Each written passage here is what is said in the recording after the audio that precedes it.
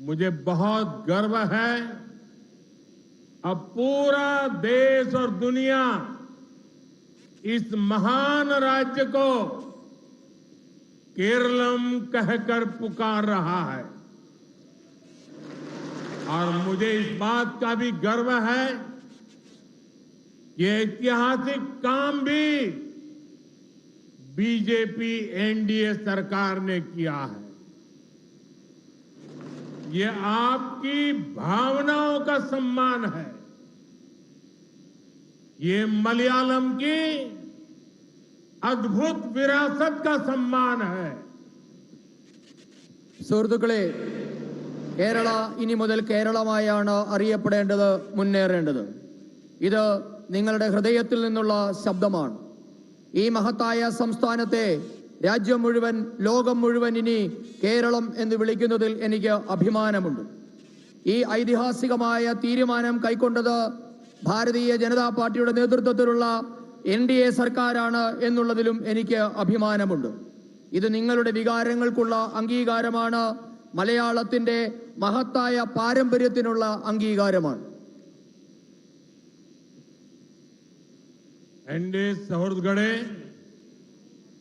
21वीं सदी का ये समय केरलम के लिए बहुत अहम समय है। एक ऐसा समय है जब केरलम को नया भविष्य चाहिए, नई शुरुआत चाहिए। मुझे खुशी है कि केरलम की जनता ने अब एलडीएफ और यूडीएफ के कुचक्र से बाहर निकलने का मन बना लिया है।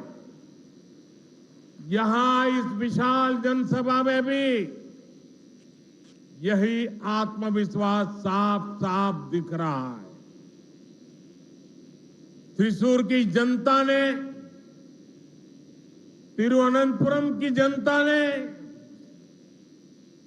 केरलम की अनेक पंचायतों ने, वहां की जनता ने बीजेपी एनडीए पर जो विश्वास दिखाया है, वही अब संपूर्ण केरलम करने जा रहा है।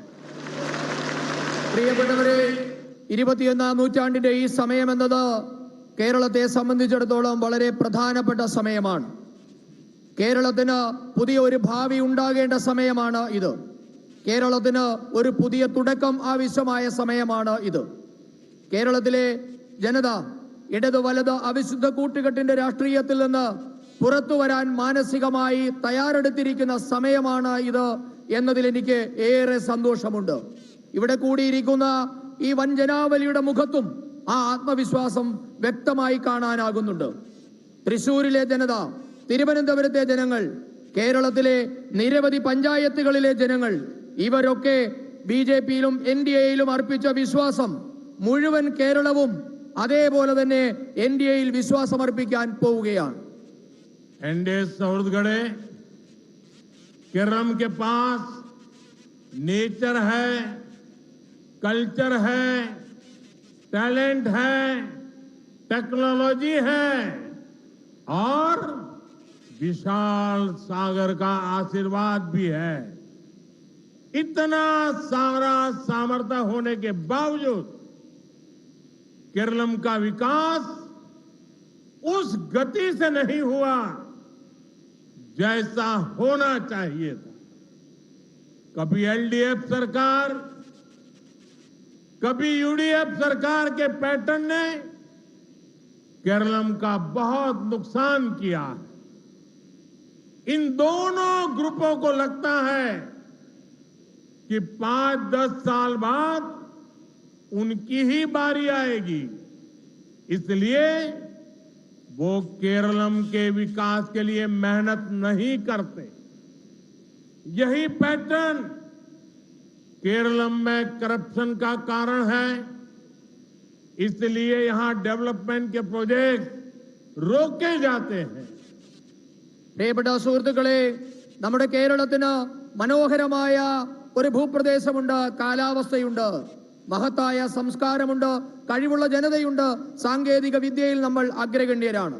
നമുക്ക് വിശാലമായ കടൽ തീരം കൊണ്ട് അനുഗ്രഹീതരായ ജനതയാണ് നമ്മൾ. പക്ഷേ ഇത്രയേറെ പ്രത്യേകതകളും കഴിവുകളും ഉണ്ടായിട്ടും കേരളം അർഹിക്കുന്ന തരത്തിലുള്ള വികസനം മാത്രം, കേരളത്തിന് ഉണ്ടാകേണ്ട വികസനം മാത്രം ഇതുവരെ ഉണ്ടായിട്ടില്ല. ഇതിന് കാരണം കേരളം മാറി മാറി ഭരിച്ച രണ്ട് മുന്നണികളുമാണ്. മാറി മാറി ഭരിച്ച ഇടത് വലത് സർക്കാരുകളുടെ നയം മൂലം കേരളത്തിന് വലിയ നഷ്ടമാണ് ഉണ്ടായിട്ടുള്ളത്. 5-10 വർഷം കഴിയുമ്പോൾ ഞങ്ങളുടെ അവസരം വരുമെന്നാണ് രണ്ട് മുന്നണികളും ഒരുപോലെ കരുതുന്നത്. അതുകൊണ്ടാണ് അവർ കേരളത്തിന്റെ വികസനത്തിനായി പ്രയത്നിക്കാൻ തയ്യാറാകാത്തത്. ഈ പാറ്റേൺ കേരളത്തിന്റെ അഴിമതിക്കു കാരണമാണ്. അതുകൊണ്ട് കേരളത്തിന്റെ വികസന പദ്ധതികൾ തടസ്സപ്പെട്ടിരിക്കുകയാണ്. एनडीए छत्तीसगढ़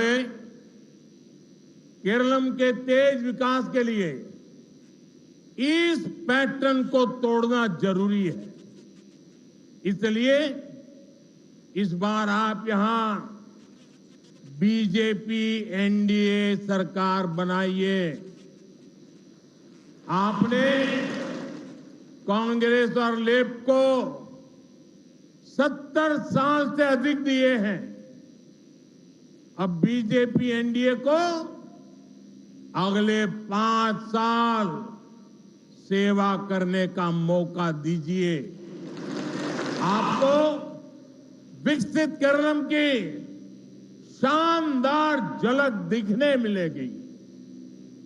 आपके पास मोदी की गारंटी है.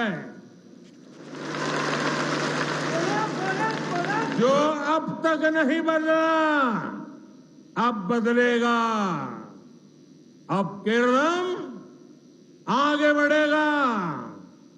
मारा तज मारूम इनी केरलम वलारूम. പ്രിയപ്പെട്ടവരെ, കേരളത്തിന്റെ അതിവേഗ വികസനത്തിന് ഈ രണ്ട് മുന്നണികളും മാറി മാറി അധികാരത്തിൽ വരുന്ന രീതി അവസാനിപ്പിക്കേണ്ടതുണ്ട്. അതുകൊണ്ട് ഞാൻ കേരളത്തിലെ ജനങ്ങളോട് അഭ്യർത്ഥിക്കുന്നു, ഇത്തവണ നിങ്ങൾ ഭാരതീയ ജനതാ പാർട്ടി നേതൃത്വം നൽകുന്ന എൻഡിഎ സർക്കാരിനെ അധികാരത്തിലേറ്റണം. ഇടതുപക്ഷത്തിനും കോൺഗ്രസിനും നിങ്ങൾ 70 വർഷത്തിലധികം സമയം നൽകി. അടുത്ത 5 വർഷം ദേശീയ ജനാധിപത്യ സഖ്യത്തിന് അവസരം നൽകിയാൽ വികസിത കേരളം എന്ന അത്ഭുതകരമായ മനോഹരമായ കാഴ്ച നിങ്ങൾക്ക് കാണാൻ സാധിക്കും. ഇത് മോദിയുടെ ഗ്യാരണ്ടിയാണ്. ഇതുവരെ മാറാത്തത് മാറ്റിയതിന് മോദിയുടെ ഗ്യാരണ്ടി നിങ്ങളുടെ മുൻപാകെയുണ്ട്. ഞാൻ നിങ്ങളോട് പറയുന്നു, ഇനി കേരളവും മാറും, മാറാത്തതും മാറും, ഇനി കേരളവും വളരും. एनडीए छत्तीसगढ़ आज मैं विकसित केरलम के लिए बीजेपी एनडीए के रोड मैप को आपसे साझा करने आया हूं. बीजेपी एनडीए का विजन है वेलनेस और टूरिज्म के लिए केरलम फर्स्ट चॉइस हो. वेडिंग डेस्टिनेशन के लिए केरलम फर्स्ट चॉइस हो. कॉन्फ्रेंस के लिए लोग केरलम आए. कंसर्ट के लिए दुनिया केरलम को चुने. इसके लिए जरूरी है केरलम का इंफ्रास्ट्रक्चर आधुनिक हो. केंद्र सरकार जो प्रोजेक्ट दे रही है वो बिना रुकावट पूरे हो. പ്രിയപ്പെട്ടവരെ, ഇന്ന് ഞാൻ നിങ്ങളുടെ മുൻപാകെ എത്തിയിരിക്കുന്നത് വികസിത കേരളത്തിനായുള്ള ഭാരതീയ ജനതാ പാർട്ടിയുടെ എൻഡിഎയുടെ രൂപരേഖ, നയരേഖ നിങ്ങളുമായി പങ്കുവെക്കാനാണ്. മാനസിക ശാരീരിക സൗഖ്യത്തിനും വിനോദസഞ്ചാരത്തിനും കേരളത്തെ ഒന്നാമതെത്തിക്കുക എന്നതാണ് എൻഡിഎയുടെ ലക്ഷ്യം. വിവാഹ പാർട്ടികളുടെ ഒന്നാമത്തെ ലക്ഷ്യകേന്ദ്രമായി കേരളം മാറണം. വലിയ വലിയ സമ്മേളനങ്ങൾക്കായി ലോകം കേരളത്തിലെത്തുക എന്നതാണ് എൻഡിഎയുടെ ലക്ഷ്യം. വലിയ വലിയ സാംസ്കാരിക സംഗീത പരിപാടികൾക്കായി ലോകം കേരളത്തെ തിരഞ്ഞെടുക്കണം. ഇതാണ് എൻഡിഎയുടെ ലക്ഷ്യം. ഈ ലക്ഷ്യങ്ങളൊക്കെ സാധ്യമാകണമെങ്കിൽ കേരളത്തിന്റെ അടിസ്ഥാന സൗകര്യ മേഖല ആധുനികവൽക്കരിക്കപ്പെടണം, മെച്ചപ്പെടണം.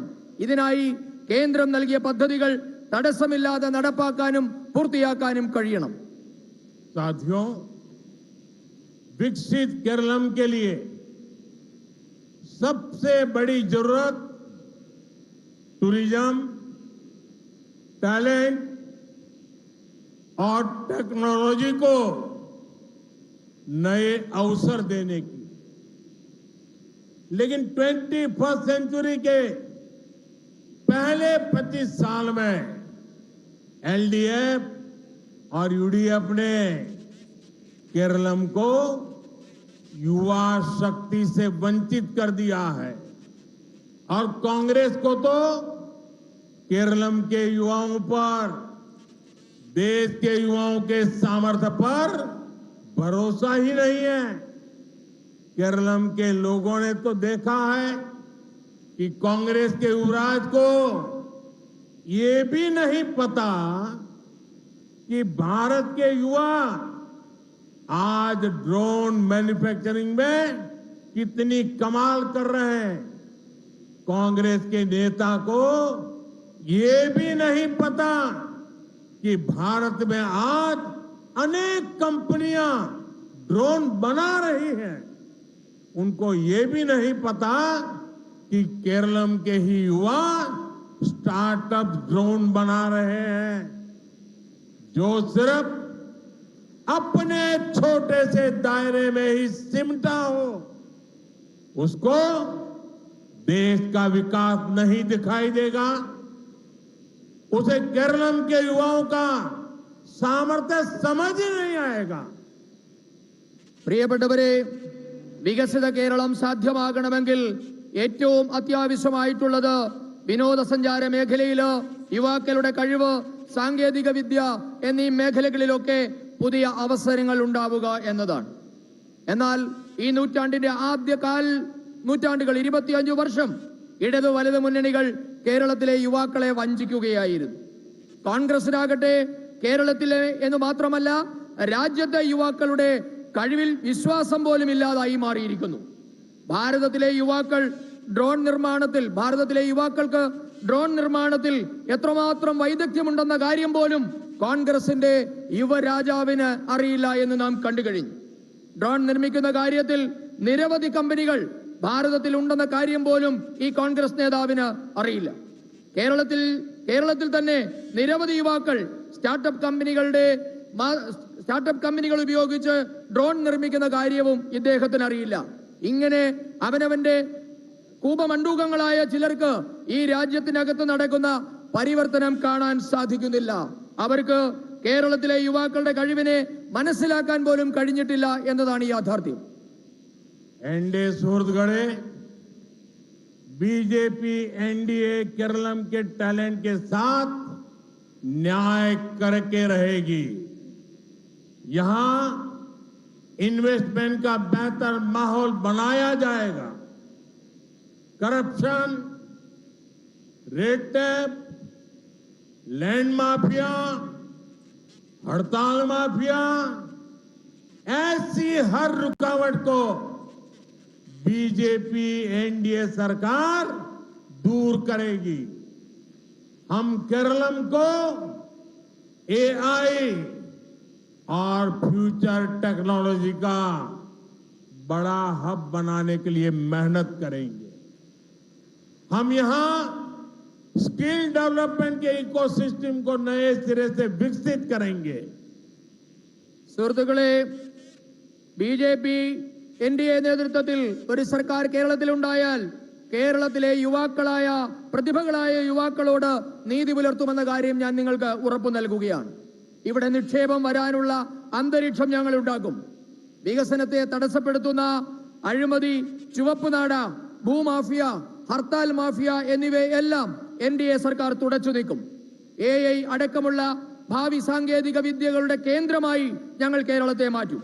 ഈ കേരളത്തിലെ പ്രതിഭകൾ, അവരുടെ കഴിവുകൾ പ്രോത്സാഹിപ്പിക്കപ്പെടുന്ന അന്തരീക്ഷം കേരളത്തിൽ ഉണ്ടാക്കും. एनडीए सुहृदगढ़े, फिशरमैन कम्युनिटी का विकास हमारी प्राथमिकता है। बीते 11 वर्षों में भारत फिशरीज के मामले में दुनिया का दूसरा सबसे बड़ा प्रोड्यूसर बना है। केंद्र की बीजेपी सरकार ने फिशरमैन के लिए जो नीतियां बनाई, ये उसी का परिणाम है। हमारी सरकार ने ही फिशरमैन को किसान क्रेडिट कार्ड दिया। इसे केरलम सहित देश भर के 4 लाख से अधिक फिशरमैन साथियों को सस्ता लोन मिल चुका है। बीजेपी की केंद्र सरकार ने फिशरमैन को 5 लाख रुपए तक का इंश्योरेंस कवरेज दिया है। हम ब्लू इकोनॉमी को मजबूत बनाने के लिए कितने गंभीर है, उसका एक बड़ा उदाहरण विजिंजम इंटरनेशनल सी पोर्ट भी है। പ്രിയപ്പെട്ടവരെ, മത്സ്യത്തൊഴിലാളി സമൂഹത്തിന്റെ ഉയർച്ച എന്നതും ഭാരതീയ ജനതാ പാർട്ടിയുടെ ദേശീയ ജനാധിപത്യ സഖ്യത്തിന്റെ പ്രാഥമിക ലക്ഷ്യങ്ങളിൽ ഒന്നാണ്. കഴിഞ്ഞ 11 വർഷം കൊണ്ട് ഭാരതം മത്സ്യോൽപാദനത്തിന്റെ കാര്യത്തിൽ ലോകത്തിലെ 2ാമത്തെ രാജ്യമായി മാറിയിരിക്കുന്നു. കേന്ദ്രത്തിലെ ബിജെപി സർക്കാർ മത്സ്യത്തൊഴിലാളികൾക്കായി നടപ്പാക്കിയ പദ്ധതികളുടെ നേട്ടമാണ് ഇത്. കേന്ദ്രത്തിലെ ബിജെപി സർക്കാർ മത്സ്യത്തൊഴിലാളികൾക്കും കർഷകർക്കുമുള്ള ക്രെഡിറ്റ് കാർഡ് അനുവദിച്ചിട്ടുണ്ട്. ഇതുമൂലം കേരളത്തിൽ ഉൾപ്പെടെ 4 ലക്ഷത്തിലധികം മത്സ്യത്തൊഴിലാളി സഹോദരങ്ങൾക്കാണ് കുറഞ്ഞ നിരക്കിൽ വായ്പ കിട്ടിയത്. അതോടൊപ്പം തന്നെ രാജ്യത്തെ മത്സ്യത്തൊഴിലാളികൾക്ക് 5 ലക്ഷം രൂപയുടെ ആരോഗ്യ ഇൻഷുറൻസും കേന്ദ്രം ഭരിക്കുന്ന ബിജെപി സർക്കാർ നൽകിയിട്ടുണ്ട്. രാജ്യത്തിന്റെ സമുദ്രമേഖലയെ ഉപയോഗിച്ചുകൊണ്ടുള്ള സാമ്പത്തിക രംഗം, അതായത് ബ്ലൂ ഇക്കോണമി ശക്തിപ്പെടുത്തുന്നതിനായുള്ള കേന്ദ്ര സർക്കാർ നടത്തുന്ന പ്രയത്നത്തിന്റെ ഫലമാണ്. അതിൽ ഏറ്റവും വലിയ ഉദാഹരണമാണ് നമ്മുടെ തിരുവനന്തപുരത്തെ വിഴിഞ്ഞം തുറമുഖം. एनडे सौरगढ़े, मैं एक और विषय पर आज आपसे चर्चा करना चाहता हूं। गल्फ में, वेस्ट एशिया में जो कुछ हो रहा है उससे आप सभी का चिंतित होना बहुत स्वाभाविक है। हमारे लाखों भाई बहन वहां काम करते हैं, लेकिन साथियों, आपको याद रखना है, आज देश में बीजेपी एनडीए की सरकार है। जब भी हमारा कोई देशवासी संकट में पड़ा, हमने उसे सुरक्षित बचाने के लिए पूरी ताकत लगा दी। इराक में फंसी नर्सों को बचाने की बात हो या यमन के आतंकवादियों के चंगुल से फादर टॉम को आजाद कराने का काम, आज का भारत अपने नागरिकों को संकट में अकेला नहीं छोड़ता। फादर एलेक्सिस प्रेम कुमार को भी हम अफगानिस्तान से सुरक्षित वापस लाए। आज भी हमारा प्रयास है कि युद्ध के हालत में फंसे भारतीयों को सुरक्षा मिले, हर संभव सुविधा मिले। പ്രിയപ്പെട്ടവരെ, മറ്റൊരു വിഷയം കൂടി നിങ്ങളോട് ചർച്ച ചെയ്യാൻ ഞാനിപ്പോൾ ആഗ്രഹിക്കുകയാണ്. അത് നമ്മുടെ പ്രവാസി സഹോദരങ്ങളെ കുറിച്ചാണ്. ഇപ്പോൾ പശ്ചിമേഷ്യയിൽ, ഗൾഫ് രാജ്യങ്ങളിൽ ഇപ്പോൾ നടന്നുകൊണ്ടിരിക്കുന്ന യുദ്ധസമാനമായ സാഹചര്യത്തിൽ അവിടെ നടന്നുകൊണ്ടിരിക്കുന്ന കാര്യങ്ങളിലൊക്കെ നിങ്ങൾക്ക് ആശങ്ക ഉണ്ടാവുക സ്വാഭാവികമാണ്. കാരണം നമ്മുടെ ലക്ഷക്കണക്കിന് സഹോദരന്മാരാണ് അവിടെ ജോലി ചെയ്യുന്നത്. എന്നാൽ നിങ്ങൾ ഒരു കാര്യം ഓർക്കണം, ഇന്ന് രാജ്യം ഭരിക്കുന്നത് ഭാരതീയ ജനതാ പാർട്ടി നേതൃത്വം നൽകുന്ന ദേശീയ ജനാധിപത്യ സഖ്യമാണ്. നമ്മുടെ ഏതെങ്കിലും ഒരു പൗരൻ ഒരു കുഴപ്പത്തിൽ അകപ്പെട്ടാൽ, അവർക്ക് ഏതെങ്കിലും ദുരിതകാലം ഉണ്ടായാൽ അവരെ സുരക്ഷിതമായി തിരികെ എത്തിക്കാൻ പൂർണ്ണമായ ശക്തിയും നാം ഉപയോഗിക്കുന്നുണ്ട്.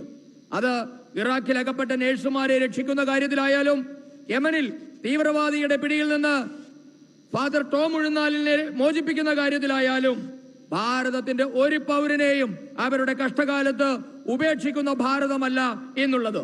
താലിബാൻ ഭീകരരുടെ തടവിലായിരുന്ന ഫാദർ അലക്സിസ് പ്രേംകുമാറിനെ നാം സുരക്ഷിതമായി തിരികെ എത്തിച്ചിട്ടുണ്ട്. ഇപ്പോൾ നാം പ്രയത്നിക്കുന്നത് ഈ യുദ്ധകാലത്ത് പശ്ചിമേഷ്യയിൽ ദുരിതമനുഭവിക്കുന്ന ഭാരതീയർക്ക് സാധ്യമായ എല്ലാ സുരക്ഷയും നൽകുക എന്നതാണ് ഇപ്പോൾ നാം ചെയ്തുകൊണ്ടിരിക്കുന്നത്. मुझे संतोष है कि गल्फ के हमारे सभी मित्र देशों की सरकारें भी हमारे देश के नागरिकों का पूरा ध्यान रख रही है। मैं उन सभी सरकारों का भी आभारी हूं। वहां हर देश में जो हमारी एम्बेसीज हैं, हमारे मिशन हैं, वे 24/7 उनकी मदद कर रहे हैं।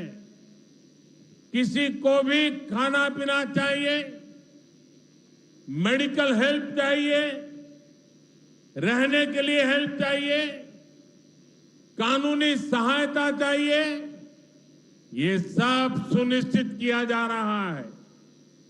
लेकिन साथियों, ये बहुत बड़ा दुर्भाग्य है कि कांग्रेस पार्टी इतने बड़े वैश्विक संकट में भी राजनीति ढूंढ रही है। कांग्रेस पार्टी जानबूझकर उकसाने वाले बयान दे रही है, गैर जिम्मेवार बयान दे रही है, ताकि स्थितियां बिगड़ जाएं, हमारे लोग वहां संकट में फंस जाएं और फिर ये लोग मिलकर मोदी को गालियां देने का, रील बनाने का अभियान शुरू कर सके। यही उनका खेल है। പ്രിയപ്പെട്ടവരെ, ഇന്ത്യക്കാരുടെ പശ്ചിമേഷ്യയിലെ ഇന്ത്യക്കാരുടെ സുരക്ഷ ഉറപ്പാക്കുന്നതിൽ ഗൾഫിലെ നമ്മളുടെ സുഹൃത്ത് രാജ്യങ്ങളും അതീവ ശ്രദ്ധ പുലർത്തുന്നു എന്നതിൽ എനിക്ക് സന്തോഷമുണ്ട്. അവരോടെല്ലാം നമുക്ക് കടപ്പാടുമുണ്ട്. ഇന്ന് എല്ലാ രാജ്യങ്ങളിലും നമുക്ക് നയതന്ത്ര ഓഫീസുകളും എംബസികളുമുണ്ട്. അവർ 24 മണിക്കൂറും ഇന്ത്യക്കാരുടെ സഹായത്തിനായി പ്രവർത്തിക്കുന്നുമുണ്ട്. അവിടെയുള്ള ആർക്കെങ്കിലും ഭക്ഷണമോ കുടിവെള്ളമോ വൈദ്യസഹായമോ താമസ സൗകര്യമോ എന്തിന് നിയമസഹായമോ വേണമെങ്കിൽ പോലും അത് ഉറപ്പായും കിട്ടും. അതിനുള്ള വ്യവസ്ഥ നാം ചെയ്തിട്ടുണ്ട്. എന്നാൽ ഏറ്റവും സങ്കടകരമായ ഒരു കാര്യമെന്നുള്ളത്, ഈ വിഷമസന്ധിയിലും കോൺഗ്രസ് ഇതിൽ രാഷ്ട്രീയം തിരയുകയാണ്, രാഷ്ട്രീയം കളിക്കുകയാണ് എന്നത് വലിയ ദൗർഭാഗ്യമാണ്. അവർ മനഃപൂർവ്വമായി പ്രകോപനപരമായ പ്രസ്താവനകൾ നടത്തുകയാണ്. സ്ഥിതിഗതികൾ വഷളാകട്ടെ എന്നാണ് അവരുടെ ആഗ്രഹം.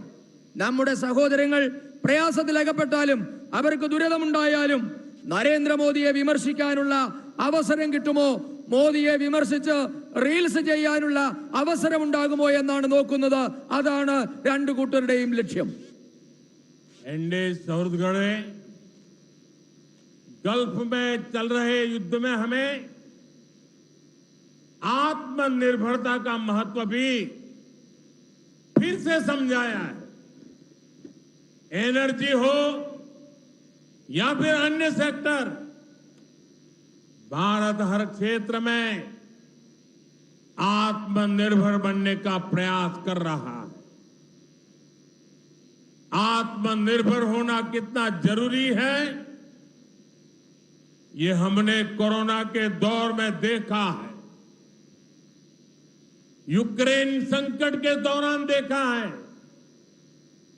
और वर्तमान संकट ने एक बार फिर इसे सिद्ध किया है कि आत्मनिर्भर होना कितना जरूरी है। പ്രിയപ്പെട്ടവരെ, പശ്ചിമേഷ്യയിൽ ഇപ്പോൾ നടക്കുന്ന യുദ്ധം നമ്മുടെ സ്വയം പര്യാപ്തതയുടെ മഹത്വം ഒരിക്കൽ കൂടി നമുക്ക് മനസ്സിലാക്കി തരികയാണ്. ഊർജ്ജ മേഖലയാകട്ടെ മറ്റ് ഏത് മേഖലകളുമാകട്ടെ, ഭാരതം സ്വയം പര്യാപ്തരാകാനുള്ള ശ്രമങ്ങളാണ് കേന്ദ്ര സർക്കാർ ഇപ്പോൾ നടത്തിക്കൊണ്ടിരിക്കുന്നത്. സ്വയം പര്യാപ്തരാവുക എന്നത് എത്രമാത്രം ആവശ്യമാണ് എന്നുള്ളത് നാം ആദ്യം മനസ്സിലാക്കിയത് കൊറോണയുടെ കാലഘട്ടത്തിലാണ്. ഉക്രൈൻ റഷ്യ യുദ്ധകാലത്തും നാം അത് കണ്ടുകഴിഞ്ഞു. ഇപ്പോൾ നടക്കുന്ന പ്രതിസന്ധിയിലും നാം സ്വയം പര്യാപ്തർ ആകേണ്ടതിന്റെ आवश्यकता നമ്മെ ബോധ്യപ്പെടുത്തുകയാണ്. एनडीए सौहृदगढ़े एनर्जी सेक्टर में हमारी निर्भरता दूसरे देशों पर कम से कम हो, इसके लिए बीते सालों से लगातार कदम उठाए गए। भारत ने अपनी सोलर पावर कैपेसिटी बढ़ाई है। अभी कुछ देर पहले केरलम में भी एक सोलर प्रोजेक्ट का काम शुरू किया गया है। पेट्रोल डीजल पर निर्भरता कम हो, इसके लिए बहुत बड़े पैमाने पर इलेक्ट्रिक बसों और अन्य इलेक्ट्रिक गाड़ियों पर बल दिया जा रहा है। रेलवे का 100% इलेक्ट्रिफिकेशन किया जा रहा है। പ്രിയപ്പെട്ടവരെ, ഊർജ്ജ മേഖലയിൽ നാം മറ്റു രാജ്യങ്ങളെ ആശ്രയിക്കുന്നത് തുലോം കുറവാണ്. ഇതിനായി കേന്ദ്ര സർക്കാർ നിരന്തരമായ നടപടികൾ കഴിഞ്ഞ കുറെ കാലമായി സ്വീകരിച്ചതിന്റെ ഫലമാണ് ഇത്. നാം നമ്മുടെ സൗരോർജ്ജ ശേഷി ഇന്ന് പല മടങ്ങ് കൂട്ടിയിട്ടുണ്ട്. അല്പസമയം മുൻപാണ് കേരളത്തിലും ഒരു സൗരോർജ്ജ പദ്ധതിയുടെ പ്രവർത്തനത്തിന് തുടക്കം കുറിച്ചത്. എന്നാൽ പെട്രോൾ ഡീസൽ മേഖലയിൽ നമ്മുടെ സ്വയം പര്യാപ്തത അല്പം കുറവാണെങ്കിലും നാം ഇന്ന് ഇലക്ട്രിക് ബസ്സുകളും മറ്റു വാഹനങ്ങളും വലിയ തോതിൽ നിരത്തിലിറക്കി അതിനെ മറികടക്കുകയാണ്. നാം ഇലക്ട്രിക് ബസ്സുകളെ പ്രോത്സാഹിപ്പിക്കുകയാണ്.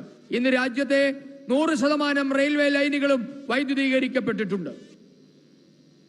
एनडीए सुहृदगणे, एक तरफ बीजेपी एनडीए देश को आत्मनिर्भर बनाने के लिए अनेकविध काम कर रही है, वहीं दूसरी तरफ कांग्रेस और लेफ्ट के लोग आत्मनिर्भर भारत अभियान का मजाक उड़ाने में ही जुटे रहते हैं। कांग्रेस और लेफ्ट ने मिलकर सरकारें चलाई है। इन्होंने देश को विदेशों पर ज्यादा से ज्यादा निर्भर ही बनाया है। और आज देखिए, ये लोग मिलकर अफवाहें फैलाने में जुटे हैं। आज युद्ध के समय, इस समय में भी कांग्रेस लेफ्ट और उसका इकोसिस्टम देश में पैनिक क्रिएट करने में, भय पैदा करने में पूरी ताकत खपा रहे हैं। मैं देशवासियों को कहूंगा, कांग्रेस लेफ्ट और इनके इकोसिस्टम द्वारा फैलाई जा रही अफवाहों से सतर्क रहे, सावधान रहे। പ്രിയപ്പെട്ടവരെ, ഒരു വശത്ത് നമ്മുടെ രാജ്യത്തെ സ്വയം പര്യാപ്തമാക്കാൻ ഭാരതീയ ജനതാ പാർട്ടിയുടെ നേതൃത്വത്തിൽ ദേശീയ ജനാധിപത്യ സഖ്യം എൻഡിഎ കഠിനമായി പരിശ്രമിക്കുമ്പോൾ, അതിനായി നിരവധി നടപടികൾ കൈക്കൊള്ളുമ്പോൾ, മറുവശത്ത് കോൺഗ്രസും ഇടതുപക്ഷവും ആത്മനിർഭർ ശ്രമങ്ങളെ ഇന്ന് പരിഹസിക്കുകയാണ്. കോൺഗ്രസും ഇടതുപക്ഷവും ചേർന്ന് നമ്മുടെ രാജ്യം ഭരിച്ചിട്ടുണ്ട്. അന്ന് കൂടുതലായി വിദേശങ്ങളെ ആശ്രയിക്കുന്ന തരത്തിലുള്ള പദ്ധതികളാണ് അന്ന് അവർ നടപ്പാക്കിയത്. എന്നിട്ടിപ്പോൾ അവർ നമുക്കെതിരെ അപവാദ പ്രചരണത്തിൽ ഏർപ്പെട്ടിരിക്കുകയാണ്. യുദ്ധത്തിന്റെ ഈ സമയത്ത് പോലും രാജ്യത്ത് ആശങ്ക പടർത്താനാണ് കോൺഗ്രസ് ഇടത് സംവിധാനങ്ങൾ, അവരുടെ ബുദ്ധി കേന്ദ്രങ്ങൾ ശ്രമിച്ചുകൊണ്ടിരിക്കുന്നത്. ഞാൻ ഈ രാജ്യത്തെ ജനങ്ങളോട് പറയുന്നു, കോൺഗ്രസും ഇടതു പാർട്ടികളും അവരുടെ ബുദ്ധി കേന്ദ്രങ്ങളും പ്രചരിപ്പിക്കുന്ന അപവാദങ്ങളിൽ നിന്ന് നാം അകലം പാലിക്കണം, ജാഗ്രത പാലിക്കണം. एनडीए सौहृदगणे, एलडीएफ हो या फिर यूडीएफ, दोनों के नाम अलग है, लेकिन कारनामे एक जैसे ही है। एलडीएफ यूडीएफ करप्शन में पार्टनर है, क्राइम में पार्टनर है, कम्युनलिज्म फैलाने में पार्टनर है, डेवलपमेंट रोकने में पार्टनर है। ये इंडस्ट्री को बर्बाद करने में भी पार्टनर है। പ്രിയപ്പെട്ടവരെ, കേരളത്തില് ഇടതു മുന്നണിയായാലും വലതു മുന്നണിയായാലും അവരുടെ പേരുകൾ കൊണ്ട് അവർ വ്യത്യസ്തരായിരിക്കാം, പക്ഷേ അവരുടെ ചെയ്തികൾ ഒന്നു തന്നെയാണ്. കേരളത്തിലെ ഇടതു വലതു മുന്നണികൾ അഴിമതിയിൽ പങ്കാളികളാണ്, കുറ്റകൃത്യങ്ങളിൽ അവർ പങ്കാളികളാണ്, വർഗീയത പരത്തുന്നതിൽ അവർ കൂട്ടാളികളാണ്, വികസനം തടയുന്ന കാര്യത്തിൽ അവർ പങ്കാളികളാണ്, വ്യവസായം തകർക്കുന്നതിലും ഈ രണ്ട് കൂട്ടരും പങ്കാളികളാണ്. एनडीए सुहृदगणे, यहां जब यूडीएफ की सरकार थी तो सोलर स्कैम की चर्चा होती थी। आज एलडीएफ सत्ता में है तो सीएमआरएल स्कैम छाया हुआ है। सबरीमाला मंदिर की लूट में भी इनकी पार्टनरशिप देखिए। एलडीएफ के लोगों पर गोल्ड की लूट के आरोप है तो यूडीएफ के लोगों पर लूटे हुए गोल्ड को बेचने के आरोप लग रहे हैं। പ്രിയപ്പെട്ടവരെ, കേരളത്തില് UDF ഭരണത്തിലിരുന്നപ്പോൾ, അവർ അധികാരത്തിലിരുന്നപ്പോൾ സോളാർ അഴിമതിയായിരുന്നു ചർച്ചയെങ്കിൽ ഇന്ന് ഇടതുഭരണം CMRL അഴിമതിയുടെ നിഴലിലാണ്. ഇന്ന് CMRL അഴിമതിയാണ് കേരളത്തിൽ ചർച്ച. ശബരിമല സ്വർണ്ണക്കൊള്ളയിൽ ഈ രണ്ടു കൂട്ടരും പങ്കാളികളാണ്. ഇടതു നേതാക്കൾ ആരോപണ വിധേയരായത് സ്വർണ്ണക്കൊള്ളയിലാണ് എങ്കിൽ, ശബരിമലയിൽ നിന്നും സ്വർണം കടത്തിയതിന്റെ പേരിലാണ് എങ്കിൽ, മോഷ്ടിച്ച സ്വർണം വിൽക്കുന്ന കാര്യത്തിൽ, അത് കടത്തിക്കൊണ്ടുപോകുന്ന കാര്യത്തിലാണ് കോൺഗ്രസ് നേതാക്കൾ ആരോപണ വിധേയരായിരിക്കുന്നത്. एनडीए छत्तीसगढ़ यहां एक तरफ यूडीएफ है जिसका नेतृत्व वो कांग्रेस कर रही है जो अब एमएमसी